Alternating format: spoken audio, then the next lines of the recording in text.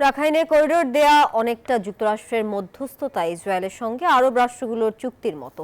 Students for সভারেন্টির সংবাদ সম্মেলনে এই মন্তব্য উঠে আসে। মঙ্গলবার বিকালে ঢাকা বিশ্ববিদ্যালয়ের মধুর ক্যান্টিনে এই আয়োজন করা হয়। দুবাই ভিত্তিক প্রতিষ্ঠান ডিপি ওয়ার্ল্ডের সঙ্গে আমেরিকা ও ইসরায়েলের একাধিক চুক্তি রয়েছে বলে উল্লেখ করেন তারা। বলেন, ডিপি ওয়ার্ল্ডকে কেন্দ্র করে চট্টগ্রাম বন্দরে মার্কিন নৌজাহাজ ভিড়তে পারবে কিনা তা সরকারকে স্পষ্ট করতে হবে। ফ্যাসিবাদী সরকারের মতো কোনো চুক্তি গোপন করা যাবে না। বান্ডেল থাকলে প্রতি সেনমানিতে টাকা বাঁচবে। বিকাশ সেনমানি বান্ডেল কিনে জিতুন প্রতি লেনদেনে। বিবৃতি আমরা পাচ্ছি না যে করিডোর নিয়ে বা চ্যানেল বা প্যাসেজ নিয়ে সরকারের অবস্থান কি, সেটা স্পষ্ট কোনো বক্তব্য সরকারের থেকে আমরা পাচ্ছি না। তো আমরা প্রথম আহ্বান জানাচ্ছি গভর্নমেন্টকে, তারা যাতে স্পষ্ট করে তারা আসলে কি চায়, তারা কার সাথে আলোচনা করেছে, তারা কি করিডোর দিতে চায় নাকি চায় না ইত্যাদি। করিডোর দিলে যারা সুবিধা প্রাপ্ত হবে সেটা হচ্ছে আরাকান আর্মি। এখন একটা গণহত্যাকারীকে তো আমরা কোনো সুবিধা দিতে পারি না।